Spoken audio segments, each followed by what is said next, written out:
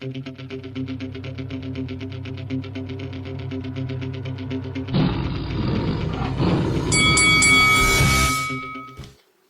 Eubank JR overcomes British rivalry Liam Williams.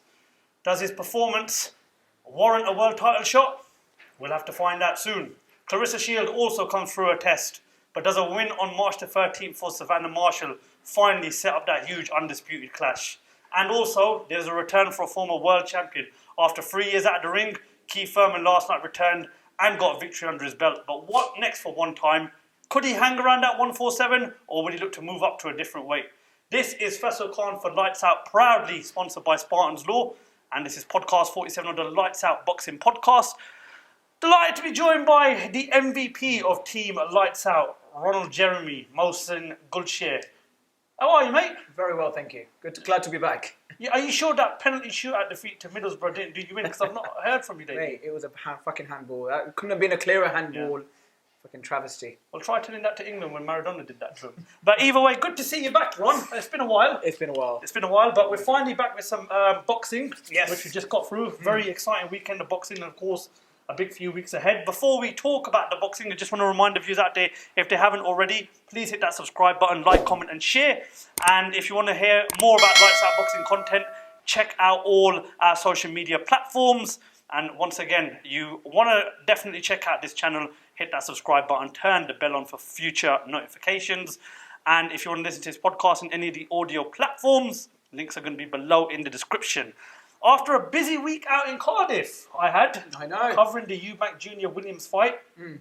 Practically was in love with my laptop because I had no time to relax, just constant interviewing, and you know, it was good to be out there. And may I say, some great footage you got there. You know, good interviews. I love the one with Johnny Nelson in the boxing shop. That was brilliant. Both of those guys there, and yeah, you got some really good content. I did the best I could out there. It's hard covering a media week when you're by yourself, but fingers crossed I'll be dragging you. And this is something that you've done out of your own pocket. This is... Well, Spartans Law have helped us out massively. Oh, fantastic. Obviously, they're our sponsors, Ron. But yeah, a few bits and bats I had to pay for, but listen, nonetheless, I can't complain. It was a good week, a good few days out in Cardiff, and looking forward to John Ryder and Danny Jacobs, and obviously the big one in the week following with Khan versus Brook. Yeah. There's some big action to talk about in boxing. Excited by what we've got to look forward to, Ron? Absolutely. It's a lot of it's a fight of grudge matches at the moment. That seems to be a theme here, and a lot of British grudges as well, in particular. And you know what? Another good thing about Jacobs and Ryder is this. You know, you got Jacobs coming all the way from the US to fight John Ryder, who's fought in the UK before. That's obviously another good fight to look forward to in Alexandra Palace as well. And then obviously you got the Coley fight on a few weeks later at the O2 Arena on a Sunday night, which we're going to. Yeah. Fingers crossed. That depends on the Liverpool result that day. Remember, they are in the cup final run. If they don't win, do whatever you want with my ticket. But obviously, let's start off with what went down last night at the Motor Point Arena in Cardiff. Chris Eubank JR defeating Liam Williams via a unanimous decision. His third fight under Roy Jones Jr. I've got to say the build-up to the fight was phenomenal. Being there live, witnessing it, witnessing all that bad blood. You know, the build-up was good. The fight itself was a strange fight for me. I don't think the fight lived up to expectation because of how Eubank JR set out. But thoughts on the fight? It was an interesting fight. I didn't think it would go that way in particular, to be honest. It was very much a standoffish kind of performance. It was like a bit of a chess match. I mean, Eubank clearly had a kind of a game plan into this fight. I think he'd learnt from his previous two defeats against world level, elite level fighters, against Groves and against who else did he lose against? Billy Joe Saunders. Yes, of course. So it was interesting, and you can see that bit of Roy Jones Jr. swagger about him, and he was just kind of timing his shots a lot better than he was, and he had the speed, beating him to the punch every time as well. And look, there was 4 knockdowns in total, 3 if you depends on who you listen to. I think the timing was just sweet. There were no haymakers. There were no kind of basic jabs, wasn't it? It was really just when he was trying to come in, close that distance, he would kind of land that jab, and he would be unsteady on his legs and off balance, and he would drop. So I think 10 out of 10 for following the game plan, not letting that rush of blood kind of get to his head and affect his kind of approach to that fight. What did you make of it? I think for the first 4 rounds, that's the best we've seen of Eubank. I thought he looked phenomenal. Asif on the group said, is this Chris Eubank Jr. or Roy Jones Jr.? I think for the first 4 rounds, I thought he looked brilliant. Then after that, timing was off. The uppercuts he was throwing, none of them were having any success.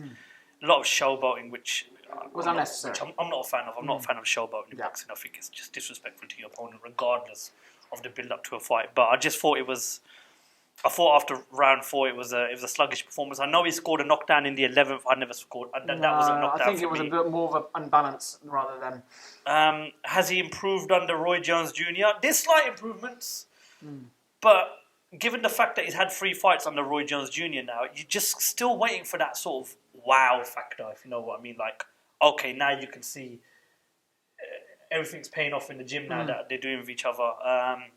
Credit to Liam Williams, he hung in there, he's a durable fighter, but I said before the fight that I just thought Eubank's power, the fact that he's used to being the away fighter, I just thought that would suit Eubank. I thought the fight was very suited for him. And it's no disrespect to Liam Williams. I've got a lot of time for Liam Williams. He's always given us his time. He's always given us plenty of content, and he's a nice fella as well. But I kind of sensed that was going to happen last night. I just felt after when Williams lost to Andrade, he should have maybe looked to have taken sort of a warm-up fight. And he only had 5 weeks to work with Adam Booth. So I think everything played into Eubank's hands last night. The performance was decent, but after 4 rounds, I wasn't impressed. I mean, if you've dropped someone 3 times in the first 4 rounds, you've got to be finishing that fight off in the distance. And I think last night was the perfect time to make a statement. I mean, I totally agree. I think he did his performance did decline after the first 4 rounds. But none of them were heavy knockdowns. None of them were, he looked completely out of it. It was the first 4 rounds. It weren't big bombs or anything. No, but it was just sweet science, sweet timing when he was coming in, just kind of like he was holding it back, and he wanted him to throw. I was listening to the commentary. The commentary was his game plan went out the window after the first 4 rounds. He was chasing that fight, Williams. So, and I really wanted to see a nice, good, typical British tear up in the middle, but they didn't look like they wanted to engage, or Eubank Jr. looked a bit reluctant to engage. I think if Eubank Jr. had not been with Roy Jones, you'd have probably got a tear up last night. I think this is why Roy Jones was brought in, because if you look back at the Groves fight, there was no basic game plan from Eubank Jr. And I think Roy Jones has brought him in to make him style-wise a better fighter. He's brought him in to be more of a calm fighter, more of a technical fighter. But as I said, it wasn't the fight that I expected it to be. But credit to Eubank. I thought the first 4 rounds he looked phenomenal, and then after that I just wasn't impressed at all. The middle rounds, the fight went away, and you were like, "How the hell did it get to round 10?" His excuse is, "I wanted to punish him." Okay, punish him, knock him out in his KO him, win the fight by knockout, do it in front of his own fans. I don't buy that. I think if he could have finished it, he would have finished it. He just wasn't able to get his shots off. There was at no point was he able to kind of get clean shots at him or tie him up in the corner. Just unleash. What we know about Eubank Jr., he's a volume fighter. Volume puncher. He's not about that super one punch, not KO. He's about those, combinations, kind of fast hands. But credit to Williams, he didn't allow him to kind of get into that kind of those positions. But I think there's more positives to take away for Eubank Jr. now, obviously, after coming through this fight. Now, I was going to ask you this question, but I don't think Eubank would have won this fight if this fight was to take place 3 years earlier, because of the work with Eubank. I think he would have won the fight 3 years earlier. Yeah, I think even with that mindset that he had. I said that he's more powerful than Williams. Yep. I said that he's been in the bigger fights. He's got the bigger wins on his record. Liam Williams, hasn't, I think, twice fought at elite level and he's come short. Whereas in Eubank, you say what you want about him, but he has beaten James DeGale. He did. Do the declining James DeGale kind of on the end of his... He did also go to Avni Yildirim's backyard. Yeah. Let's be honest, Avni Yildirim, as intimidating that atmosphere was, he's not that level of fighter. He's not, but at the end of the day, what you have to remember in this is, Ron, is that Eubank's whenever he fights, it's a big fight. He's a big name, regardless of whether he's yet to win a world title or whether you count the IBO as a prestige belt. Eubank's a big name in boxing. And he needed a big name on his record as well. This is what obviously we talk about next. Does that performance warrant a world title shot? Can he beat a Golovkin? No. No, I don't think so either. No, not with that performance. No. Andrade will be too slick for him, I think, because he's a lot more... You said on the group last night you think Andrade beats him. I totally do. It'll be a boring points decision. That's how Andrade fights. But I just don't see him troubling Andrade. Andrade is just too clever for that. He's too slick for that. Yeah. But I'm going to throw another one out here. This is what I've been reading on social media. Chris Eubank Jr. versus Conor Benn at catchweight. I see. Look, you know what the funny thing is, Ron, right? You know what the funny thing is, right? You know, yesterday I was at work and I think Michael Benson retweeted the contract signing of Nigel Benn and Chris Eubank Sr. Do you remember that? Oh, gosh, yeah. When Chris Eubank Sr. is looking there and he's not looking at. Oh, this is when they're on a TV show. Nigel Benn's giving it to him and Chris Eubank Sr. is like, let's have some parliamentary procedure here. And I was thinking imagine if their sons were to fight one day.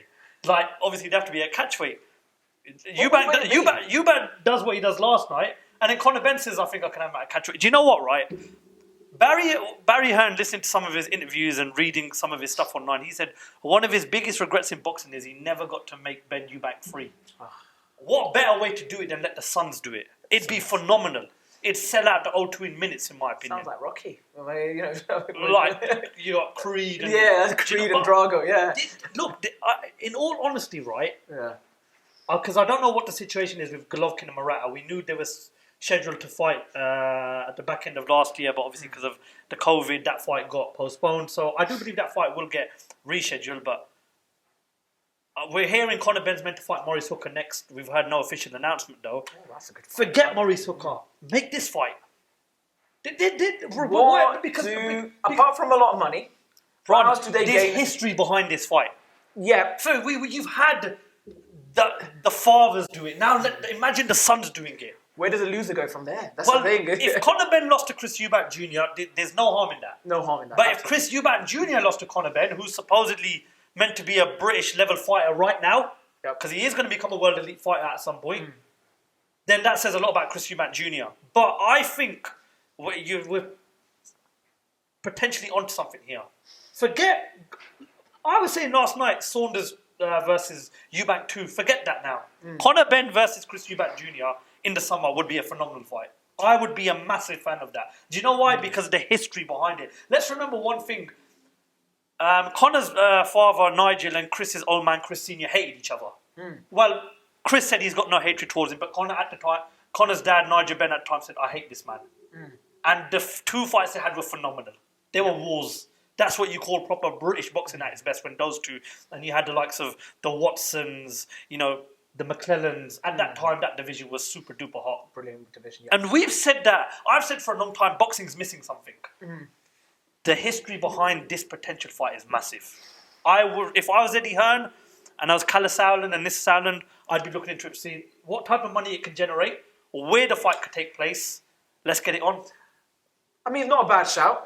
No, Ron. It's a fucking phenomenal fight. I'd love to see it. It is a phenomenal. I mean, but I think you've got to look at where is Conor Benn going in his career. Where does he want to be aiming? Yeah, but he needs to be. Is that going to hold up his trajectory? Do you think Conor Benn can't beat Chris Eubank Jr.? I think he can. In terms of size, but it's at catchweight. Regardless, who's going to be more naturally suited. I think Conor Benn could beat Chris Eubank Jr. Like I said last year when we done the end of year review podcast, he's one of my most improved fighters right now. Oh no! Look, don't get me wrong. I just think you're asking a lot for Conor Benn to move up to fight a bigger man. It's happened before. It has happened before. I think I'd love to see the build up. I'd love to see the fight. Game plans would go out the window. They'd be like, no, forget this. And both of them have got that mentality, that mindset, just to kind of knock 10 shades about each other. Can you imagine the contract signing on live TV like it was with the old man? Let's have some parliamentary procedure here. Yeah. Do you know what, right? I think that there's something here to work with, and I'm hoping to go up to London this week for the John Ryder and Danny Jacobs preview. And if I get Eddie Hearn on the camera, that's the first question I'm asking. What's the potential? Because listen, Ron. But I agree. I mean, I'm just trying to think in terms of for Conor Benn at the welterweight division. He wants to be fighting the Thurmans. He wants to be in that elite level. Yeah, he does. But he also can make a fortune fighting Chris Eubank Jr. And then that fight can wait till later. Can you imagine he beat Chris Eubank Jr. as well?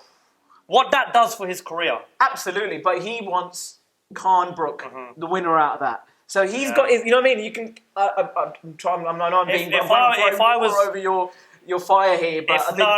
If I was Chris Eubank Jr.'s promoter right now, I'd be not saying let's make the fight, but looking into it.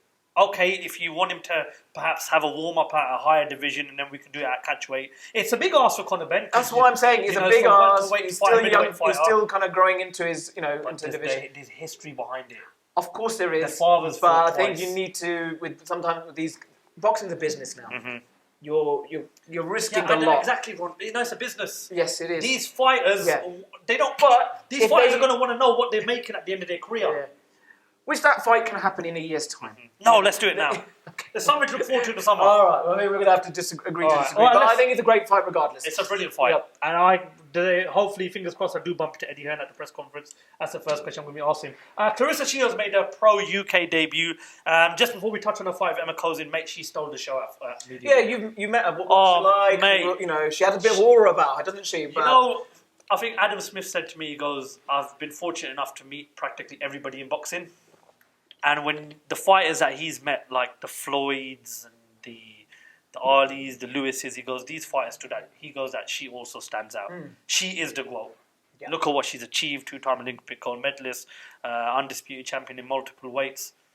Her presence, you feel her presence when she's there. Like, she interacts with the crowd. She knows how to get the crowd going. She's a people's person.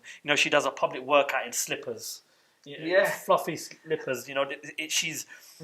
She's brilliant for boxing, and it was an honor to meet her, to interview her, to speak to her team. A couple of members in her team also work closely with Floyd Mayweather. It was it's just off camera. I was fortunate enough to speak with her team, and she is honestly, Ron. She stands out, man. She's a superstar, and it was an honour to meet her and an honour just to speak to her for 5 minutes. And of course, you can check that interview out right now. It's on our YouTube channel. Links are below in the description. But she also had to do a job against Emma Kozin. Comfortable win. But it was also announced a few days before that fight that Savannah Marshall will defend her WBO middleweight title on March the 13th. Please, no disrespect. I've kind of forgotten her opponent's name at this time, but are we literally one fight away from the biggest women's fight of all time between Savannah Marshall and Claressa Shields? Do you believe it's going to happen in 2022? Well, at that end of the fight, when them two kind of got together... Wind your neck in, pillow fist. Geordie accent on point? Oh, it was good. That's a fight we've been crying out for. We're getting Amanda Serrano versus Katie Taylor. Women's boxing right now, man. It's on fire. I mean, we need to have more fighters at that level. That's a problem. There's very few of them. Maybe there's not enough media coverage of these fighters, but no, that's a fight. I'm definitely hoping that Savannah Marshall comes through her fight on the 13th of March and sets up. Based on the performance, sorry to interrupt you. Based on the performance last night of Claressa Shields, does she beat Savannah Marshall? I'm still Team Savannah. I think Savannah is just bigger, stronger, and has that... She looks more of a middleweight, doesn't she? Yeah, she's a lot bigger, and she has that win over her from the amateurs as well. That's the only defeat on Claressa Shields' Do you know record. what for me the biggest factor in this is? She's got Peter Fury in her corner. And when it comes to the crunch time, he gets his fighters well prepared, and he will have... Too bad, is he? With his fighters that he's had. Took Fury to Dusseldorf against Klitschko. It's disappointing that this fight hasn't happened yet. And obviously, speaking to Claressa, she goes that I should still be the undisputed champion. I had to vacate the WBO. There's a lot of fire.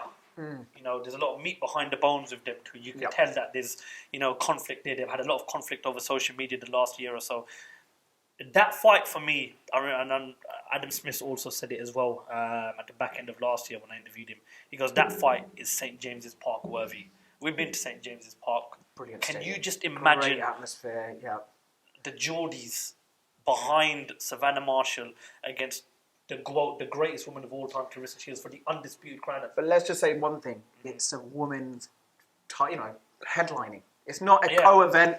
It's not a on the undercard somewhere, which is a good fight on the other card.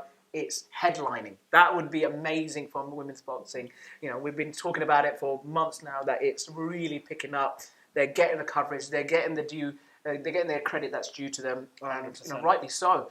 That the atmosphere would be electric, and that's amazing to see that women's boxing has got to that level. Why does Savannah Marshall beat Claressa Shields for you? Like I said, size. She's just looks like more of a natural, and power. More active fighter as well. More Let's active, remember Claressa Shields been in the MMA the last couple of months as well. Look, do you think that's affected her? Because I thought it was a decent performance last time, but I was expecting a little bit more, if you know what I mean. Yeah, it was a little bit. Let's be honest. Emma Kozin, 23 years old. She had an undefeated record coming into that fight. But we don't. This is what I mean. Who has she beaten? Who are these fighters? These women's fighters that she's kind of has come through. So, but Claressa Shields did what she had to do. She outboxed her, kind of outlanded her. What she would have loved is that KO. Yeah. Just to kind of make a statement in the UK, fighting for the first time, that she's kind of laid her opponent out. And hence, Savannah Marshall called her pillow fists. Wind your neck in pillow fists. Listen, I was a massive fan of that confrontation that they had. And that's just obviously add a little bit more spice Absolutely. To the curry, if you know what I mean. And as you mentioned, when you talk about women's boxing, Katie Taylor versus Amanda Serrano, April 30th, MSG. What a fucking event that's going to be. That is huge. And do you know what, Ron? I'm going to say it for the first ever time. Massive credit to Jake Paul in this. He's gone from doing what I do, putting videos on YouTube, to selling out pay-per-view shows on TV, and now he's involved in one of the biggest women's fight of all time. I mean, wow. The world really is your oyster, isn't it, if you put your mind to it? Yeah, It's a huge fight, though. Fair play to him, you know what I mean? And I have to give the man credit. Yeah. And he outdone Eddie Hearn with a turtleneck as well. I've got to say he wore it better. Well, Eddie Hearn couldn't put that fight together before. I mean, I think Eddie Hearn at some point would have. Yeah, I would have hoped so. But for years we've been crying out for these two to get in the ring. But now we've got this fight. And what was that? In MSG, did you say? Yeah, Madison Square Garden, April 30th. Oh, my God. It's a big fight. Yeah. And also you got Liam Smith versus Jesse Vargas at the undercard. You know what? One thing I do want to say about women's boxing, I think 2-minute rounds are a little bit too short. Yeah, they've got to move to 3.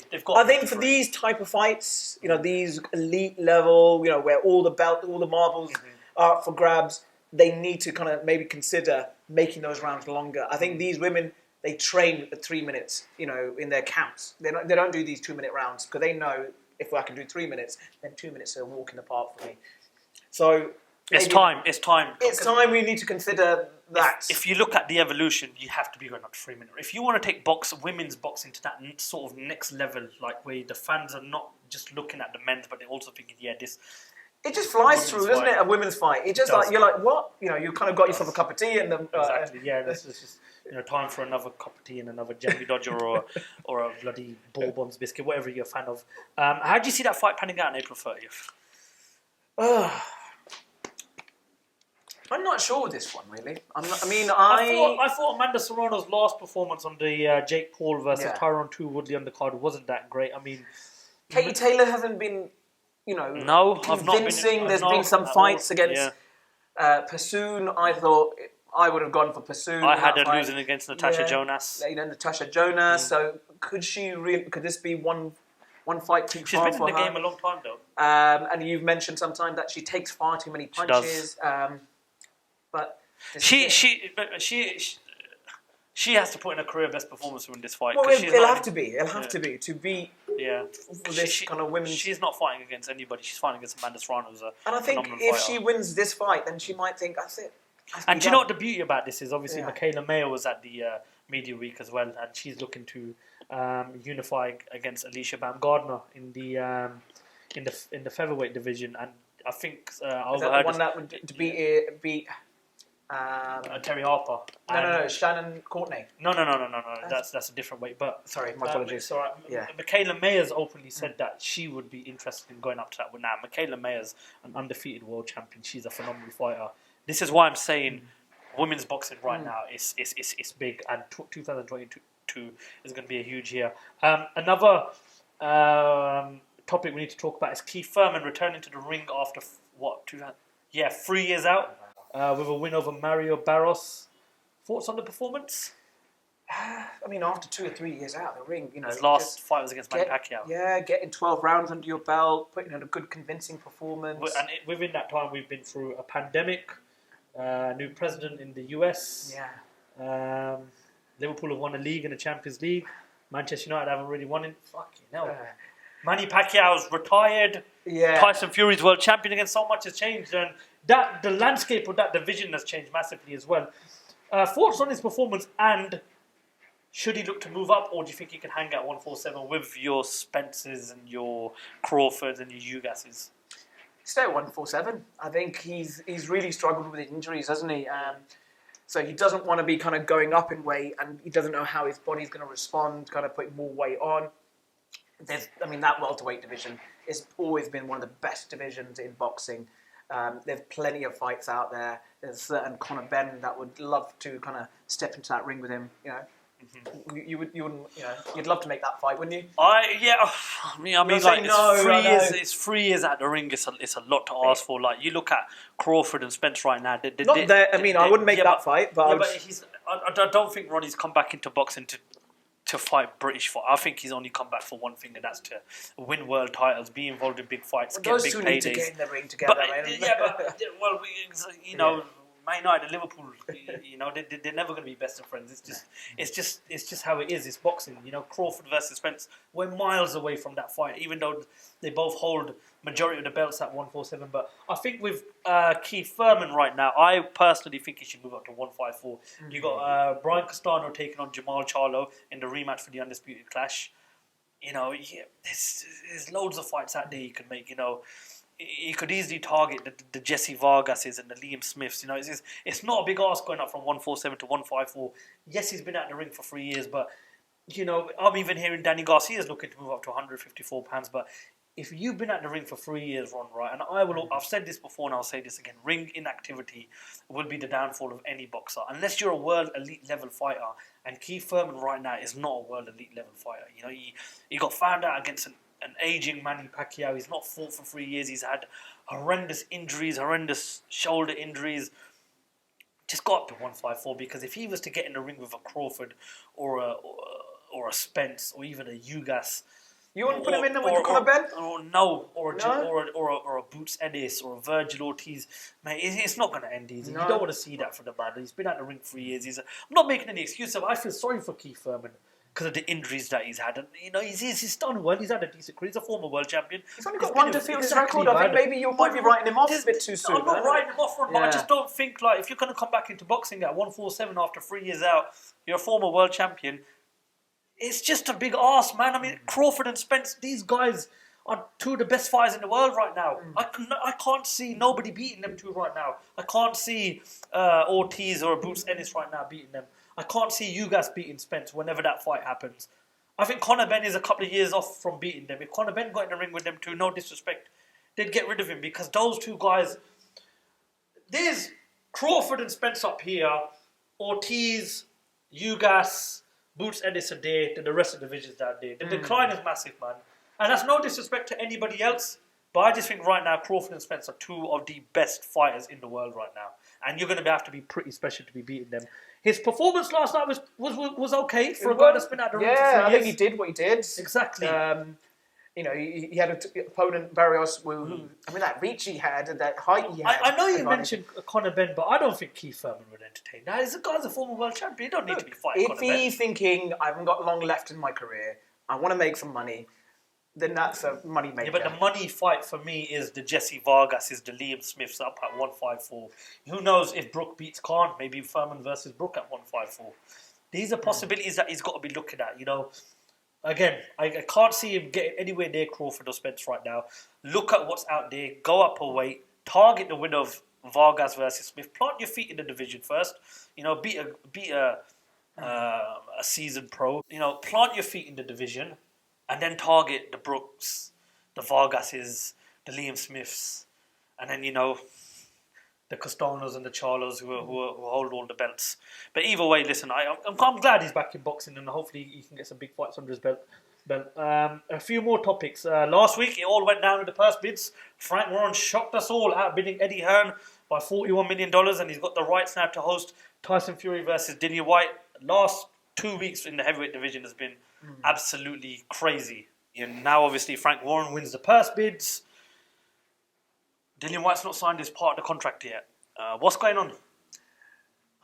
God, I know he's not happy with the fee. I know he's not happy with the fee. Of course he's not going to be happy. But it's $8 million. It's a lot of money. I know, but this is his biggest payday. But if you rewind back to when he was potentially looking to step in for Jarrell Miller when he was meant to fight Anthony Joshua in America, I believe he was getting offered $5 million then. This is $3 million more.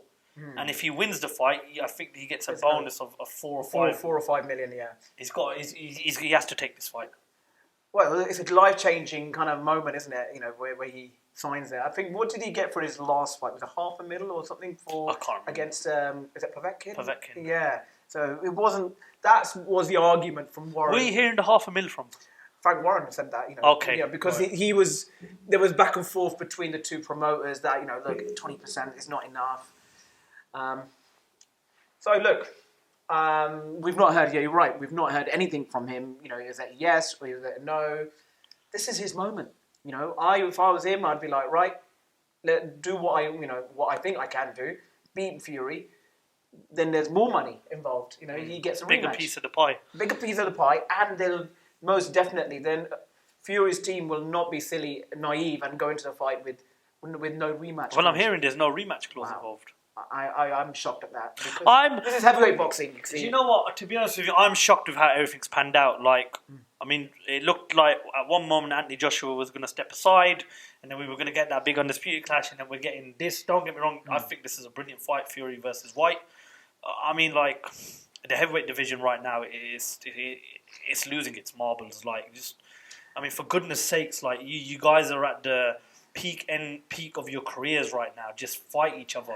You know, go out and make money, make history. Let's get an undisputed champion crowned. It's been a bit frustrating. I mean, look, Joshua fought in September, wasn't it? Where he and we've not heard of a venue, agreement, dates against that rematch against Usyk. 5 months. 5 months. Like, what's going on? Okay, we're hearing about a potential new team, a new coach, or is he going to add? Is he going to get rid of? Rob McCracken. Is that going to happen, or who's this new coach he's going to get? And obviously he needs to spend time working with his new coach and new ideas, which is obviously a transition period. You know what? Do you know what? Right? I mean, do you know much about this? Well, from what I'm hearing, that he's going to add to the team. Oh, he's not going to. That's what I heard at Media Week. I'm not obviously going to mention who told me. Obviously, it was off the camera, but I'm just baffled. You know, I personally don't think there's any need to change. You know, you've worked with Rob McCracken for your whole career. You won an Olympic gold medal. You could say the same thing about Tyson Fury when he beat Klitschko in Dusseldorf, and we wouldn't have thought in your wildest dreams that he'd be leaving that way. You can understand Tyson Fury's reason, because he was out of the ring for so long. He said he was too comfortable where he was. He needed somewhere else to go, and he went back with Ben Davison, did what he had to do. Then he wanted to go to that next level. He wanted to become an animal. Sugar Hill's got that animal side out of him. But back to this, I mean, I am not going to say Dillian Whyte is scared to fight Tyson Fury. Absolutely no way. I do think the fee is a problem for Dillian Whyte. I can understand it from a business point of view. This guy wants to make enough money. He's got a family to provide for. He's been involved in great fights over the years. But if he doesn't take this fight with Tyson Fury because of financial reasons, he never gets a shot at the world title. No. You've waited for so long. This is your opportunity. You're going to get $8 million to fight Tyson Fury right now. You have a chance of beating Tyson Fury. He's got a chance. He's got a puncher's chance, okay? If you don't take this fight with Tyson Fury right now, whatever your next move is, let's say Fury loses the WBC belt and you get in a position next, and the WBC long it out again like they have, they're going to turn around and say, like, wait, hold on a second. We gave you an opportunity. We gave you an opportunity. We gave you a huge sum of money. You refused it. I've always said that the WBC have got something personal against Dillian Whyte. But the opportunity is staring him blank in the face right now. Yeah, it's in his corner. Yeah. Another point, it could be mind games. It could be. I think it could be mind games. I'm not going to say he's shying away from fighting Tyson Fury, mate. This is Dillian Whyte we're talking about. This is the king of South London, as he likes to call himself. Yeah, he puts it on people. Exactly. That's what I love about Dillian. He's got big cojones. He's never backed off from any challenge. I mean, remember that run when he was mandatory for so long? And all those risky fights. Risky fights, fighting risky, undefeated fighters, fighters that not many of us knew of. And he came through each and every one of them. He did. And this is his time to shine. Basically. Exactly. Yeah. I'd be disappointed if the fight never happened. Because I don't want to see Tyson Fury fight Andy Ruiz or Robert Helenius or his milkman. I want to see him fight Dillian Whyte. Absolutely. You fight Dillian Whyte, you beat Dillian Whyte, you wait for Joshua versus Usyk 2. Whoever wins that, there you go. You've got the all undisputed clash. Absolutely. Those 3 fights can happen within the rest of this year. It is simple as that. But of course, money, promotions, all of this plays a part. It's just, it's bad, man. I wish we could rewind back to the days of the Lewises, the Holyfields, the Tysons. These heavyweights all fought each other. Yeah, maybe fought each other a bit late in their career, but still, it doesn't matter. They got down to it. They gave us the fights we wanted to see. This heavyweight division right now has the making to be special, but it's just, I mean, it's mind-boggling that these guys are not fighting each other. Do you think it happens though? Fury versus Whyte? Yes, I do think it happens. I think what I agree with what you said. I think it's mind games. They're just playing cards close to their chests. Maybe you never know. They might increase their offer to say, right, let's sweeten it up a little bit more, so you're convinced, you're satisfied. They've got to come to some sort of kind of compromise here, because it's not doing good for boxing at the moment. We're at these kind of hitting a brick wall at the moment. We're hitting a brick wall with Usyk and Joshua at the moment as well. Like, what's going on there? Usyk's playing football. There you go. He come on as a sub for a Division 1 Polish team or a Ukraine. Well, what the fuck's going on here? He is a super talented If individual. that's not, you got Marius Bradis, the cruiserweight champion, getting tattoos of Jake Paul on his leg. Well, what's wrong with these guys here? Fucking hell, do you know what I mean? But anyway, listen, fingers crossed it happens. Yeah. Just a few more points to talk about this weekend coming up. Daniel Magic Man Jacobs versus John Ryder at Ali Pali, February the 12th. Good fight. Yeah, I'm happy for John Ryder. He had a really close fight with Callum Smith, which I thought he won. So this is his opportunity to really kind of right a wrong. After he didn't get that decision, Callum Smith went on to getting big fights now. Now John Ryder, this is an excellent opportunity for him, and I hope and it's not an easy task against someone like Daniel Jacobs, who gave Canelo, Gennady Golovkin, a very good run for his money. Both of them. So, I think he's caught Daniel Jacobs at the right time. Because if you look back at Daniel Jacobs' last fight against Gabe Rosado, it was a horrendous performance. He got the decision in the end, but a lot of people had Gabe Rosado winning that fight.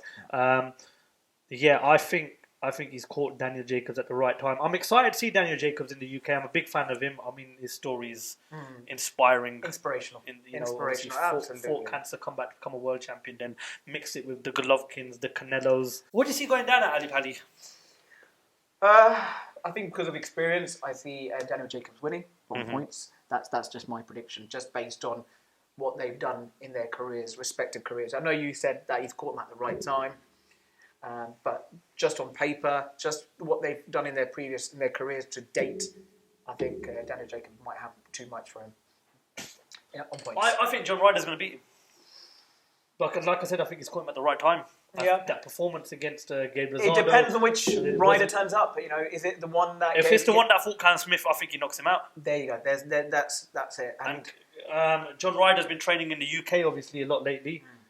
I like John Ryder. I think absolutely. He puts his bollocks on the line. Yeah, it's an interesting fight. I'm looking forward to it. And obviously you got the likes of Johnny Fisher on the card as well, which makes it that bit more interesting. Good way for Frank Warren. Get my promoters mixed up. Eddie Hearn and the Zone to kickstart their year. I would say I was satisfied by last night's boxing between Eubank Jr. and Liam Williams. And now, obviously, it's up to DAZN to see what they can do. Because, listen, these promoters, they're all going to be at it this year. They all want to put on the best shows, and there's a lot of... Well, lost out last year Yeah. because of restrictions. Lost out on a month in January as well. Yeah, so it's all going ahead. And finally, I'm glad that that was 3 cancellations, wasn't it? The Eubank and Williams fight. It's twice cancelled for some injury. I have to say, though, Sky Sports for me are running away with it. What do you mean, boxer? A Sky Sports boxer, because you just had Eubank Williams last night. You got Khan versus Brook in 2 weeks. That's and then Ben you Shalom again, isn't it? And then you've got... he's a new player in town, isn't he? You've got Taylor versus Catterall in Glasgow at the end of the month. That's a phenomenal February. Brilliant. You've got 2 British rival grudge matches, and then you've got 2 more British fighters fighting each other, but in the middle you've got Khan versus Brooker. Did you think there was room for another third promotional company? Absolutely, yeah. Because you have DAZN, you've got Queensberry, then we've got Sky's the limit, the bro. Boxer as well, which mate, listen, they went out there and picked. I don't like having weekends off of boxing. I mean, like, fucking... you were reliant on those 2. If you look at what Eddie Hearn's got planned for this year, he wants to do 52 shows. Wow. And it's all across the world as well. That's the Spain, limit, mate. Italy, Damn, US. Listen, forget free promos. I'm just talking about in the UK base. Fuck it, someone give me the money, I'll make my own promotional business. But FK Promotions. Yeah, FK Promotions. Yeah. But no, listen, it's February is a good month, man. February is a good month. Hopefully, once Liverpool win the Carling Cup, me and you are going to be chilling at the O2 Arena. But yeah, good show. Looking forward to it. Jese Rodriguez last night won the vacant WBC Super-Flyweight title by defeating Carlos Cuadras. Becomes the youngest world champion right now in boxing. Fantastic. Obviously, it was a replacement for Runga Vasai. And I didn't watch the fight last night, but I watched the highlights. Brilliant performance, young man. Well done. Phenomenal. Obviously, I know you haven't watched much of the fight, but I was thinking of something right now, yeah? I'd like to see Sonny Edwards step up to that division and fight him. 2 young, undefeated world champions. Unfortunately, the little weights don't get that much recognition that they deserve. They don't get that shout out. Yeah. But right. I do think if Sonny Edwards was to go up in that weight, that kind of lifts the little weights and that kind of gets people involved. But what was your thoughts on his performance last night? Do you think he could beat Sonny Edwards? Sonny Edwards, I'm just trying to think. Has he fought last? Because he had that. Yeah, he fought out in Dubai. He's got another world title shot coming up in Dubai as well. I like the look of Sonny Edwards. I think he's a very busy fighter. It can go either way. I mean, this is it. Doesn't get as much coverage. These smaller fighters in compared to the middleweights and the welterweights and the heavyweights division. I'd like to think so. From a British kind of fan perspective, then he could bring that attention to the division and carry that forward. Yeah, well, like I said, I think that the little weights in boxing, your super flies, your flyweights, your bantamweights. These, obviously, I know you've got Inoue camping around those little weights as well. Inoue, but it needs a lift, man. These little weights, and I think it's a bit unfair that they don't get the. I think it's the power. There's not as many knockouts. It's a lot more technical. This is why you give Pro Bellum a massive shout out, because obviously they're promoting Sonny Edwards right now, and he's headlining their shows out in Dubai. And you've got Sam Jones's turn from manager to promoter, who's doing a phenomenal job. Just announced a show, I believe it was last week, and also he's got Tyrone McKenna versus Regis Prograis, which is a great grudge match. So massive shout out to Pro Bellum and Sam Jones for what they're doing, and they're giving that platform for your Sonny Edwards to sort of go on to the next level and get people indulging in the little weights. And I think that's what boxing needs right now. I think it's a huge sport, men's, women's. You've got to follow all the weight categories, but I do think the flyweight division, the super flyweight division, the bantamweights, they need a push. The Sauerland's done well with their World Boxing Super Series tournament, but it didn't kickstart the division they had it in, which is obviously the final between Nanita Donaire and Inoue. But yeah, I'd like to see Jese Rodriguez versus Sonny Edwards, but obviously Sonny Edwards has to step up. Listen, if it sells though, that's what they need. Anything else you want to add, mate? No, but pretty much what you said. Looking forward to the boxing coming up our way, especially the Khan versus Brook. Yeah, did you see the little Zoom call that they had yesterday? The needle's still there, and that's genuine. Mate, I'm so excited. Yeah, bloody time. About the time. 5 is too late, but you know what, right? I'm going to send a message. Anyone out there, don't go near him. I don't want him catching COVID before the fight. You know, when the fight got made, I was thinking to myself, it's too late now, I'm not excited. Watching the little teasers of the gloves are off and that little Zoom call that they had on Sky Sports, man, I'm fucking buzzing for that fight now. What's your gut feeling telling you? Khan. I was Team Brook for a long time, thinking that he would have too much power. But I think in terms of mind games, I think Khan's really getting under his skin, and I think it's telling on Brook from what I can see from the interaction between the two. Khan's been training out in, is it Ohio? With Bomac, Crawford's trainer. Yeah, and Crawford as well, you know. Crawford has fought against both fighters. There's great insight there that he's going to get. So, and I'm glad that he's done that. And he looks in good shape. He looks ripped. You know, Khan, when he's out of kind of boxing, he looks blown up. You know, same with Kel Brook as well. They just kind of put on weight. But I'm not going to make a prediction, but I'm going to tell you something that's going to happen in the fight. Go on. Amir Khan's going to get knocked down. Knocked down? Knocked down. I don't know about knocked out. I can see that. I can see there's going to be he's going to get drops. I guarantee he's going to get knocked down. Yeah? Is he going to do the chicken dance that he does with his legs? He's going to get knocked down. And is it going to be a heavy knockdown? No, it's not going to be a heavy knockdown. It's going to be enough to put him down. It's going to be a flash. Amir Khan will meet the canvas in that fight. No disrespect to Amir Khan, but he's going to get knocked down. I think he'll win the fight. You reckon you win? How does he win? On points, but I think he gets knocked down. And I think Kel Brook gets knocked down as well. Okay. I genuinely believe it's going to be a slugfest because of the hatred.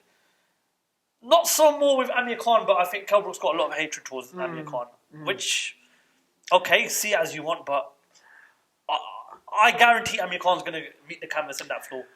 Meet the canvas in that fight. I know Amir Khan, he's in boxing. I don't think no one's had any more trainers than he has. Yeah, he hasn't. Virgil Ortiz, Freddie Roach. But but I'm just thinking, how does he adopt to that style? You mentioned that he's working with Bomac. Yeah. And he knows Khan and Brook well because two of Crawford's former opponents. And I said this in Media Week up in Cardiff. Adam Booth training Liam Williams. Does that give him an advantage because Adam Booth worked with Chris Eubank for a few months? Do you think Amir Khan gets a bit more of an advantage that he's got Bomac in his corner? Possibly. I mean, we're talking about, you mentioned about Adam Booth, but that was quite a few years ago. And I think Chris Eubank Jr. has kind of evolved since then. And then especially since working with Roy Jones Jr., he's actually listening to someone. Before there's that pure arrogance that I know what I'm doing. And you can see that performance in that fight. I think the fight against Crawford with Kel Brook, that was more recent, so they can take more away from that. And it's not like Kel Brook's been very active, and he's had the odd fights here and there. Yeah. So Amir Khan a few times has mentioned the damage Crawford and Spence done to him with the eyes. The eye sockets, the orbital bone. I think Amir Khan slightly might have given his game plan away a bit because he mentioned it as well on the Zoom call last night. Look, I think he's going to be targeting those eyes. Of course you are. I mean, look, you'd be foolish not to. You've got to use your enemy's weaknesses as your point of attack to your strengths. Absolutely. And look, there's no. I just said Amir Khan wins the fight, right? You did say. I changed my mind. Yeah. Again, I don't know who's going to win, but I do know Amir Khan's going to go down in the fight.